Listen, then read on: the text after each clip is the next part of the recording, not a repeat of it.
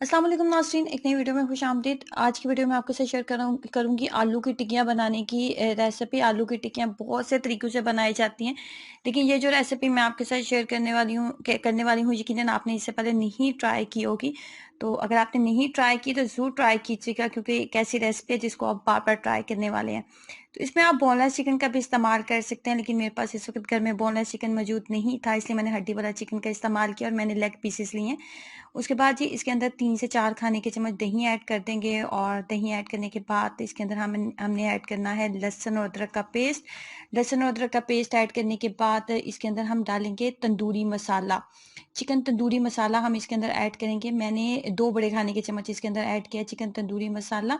ये नेशनल वालों का चिकन तंदूरी मसाला मैंने ऐड किया है। अगर आप तंदूरी मसाला कोई या टिक्का मसाला कोई सा भी आप चीज़ ऐड कर रहे हैं ना, तो उसके बाद किसी भी मज़ीद मसाले को ऐड करने की ज़रूरत नहीं होती, क्योंकि इसके अंदर नमक, मिर्च जो तमाम चीज़ें होती हैं बिल्कुल परफेक्ट होती हैं।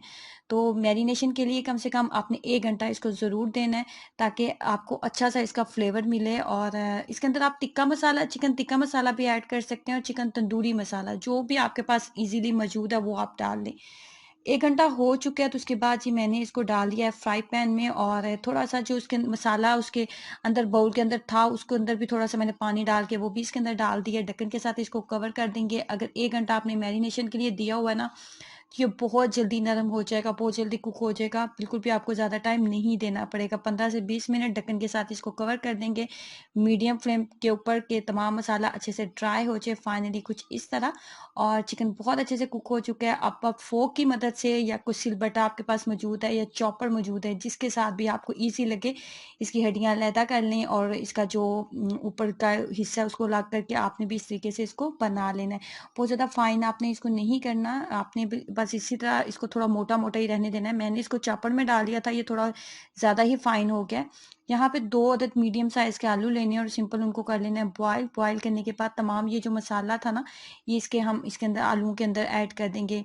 चिकन जो था वो तकरीबन आधा किलो से कम ही था, और आलू थे जो थे वो 2 अदद दरमियाने साइज़ के आलू थे, और इसके साथ 10 से 12 जो कबाब थे बहुत आसानी से बन गए थे। इसके बाद यहाँ पे डाल रही हूँ ज़ीरा पाउडर। ज़ीरा पाउडर डालेंगे 1 चाय का चम्मच, और 1 चाय का चम्मच गरम मसाला पाउडर ऐड करेंगे। थोड़ा-सा धनिया ऐड किया था। तमाम मसाले ऐड करने के बाद हाथ की मदद से अच्छे से मिक्स अप कर लेंगे। इसके अंदर आपने पहले यहाँ पे अच्छे से इसको चेक कर लेना है। नमक, मिर्च अगर आपको लगे कि आपके टेस्ट के अकॉर्डिंग बिल्कुल बैलेंस है, तो उसके हिसाब से आप मज़ीद डालिएगा। मैंने इसके अंदर जो चिकन टिक्का मसाला ऐड किया था ना, उस हिसाब से ये बिल्कुल एक परफेक्ट टेस्ट था। मुझे इसके अंदर किसी भी नमक, मिर्च, सब्ज़ मिर्च को डालने की ज़रूरत जो है वो नहीं फ़ील हुई थी, और बच्चे वैसे भी ज़्यादा स्पाइस नहीं खाते। तो मैंने यहाँ पे चिकन टिक्का मसाले का ऐड किया। मैंने इसको पहले जो ट्राई किया था वो तंदूरी मसाले के साथ ट्राई किया था, तो उसके साथ भी बहुत अच्छा बना था। तो आपके पास कोई सा भी मसाला मौजूद है तो उसके साथ आप इसको बना सकते हैं। इस तरीके से टिक्कियाँ बनाने के बाद आपने क्या करना है, चीज़ के ऊपर हमने अंडे की कोटिंग करनी है।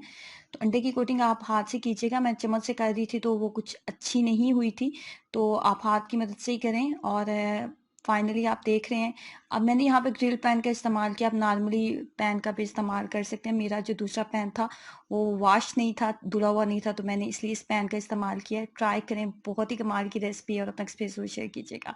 वीडियो को लाइक करना हो, चैनल को सब्सक्राइब करना मत भूलें। अल्लाह हाफ़िज़।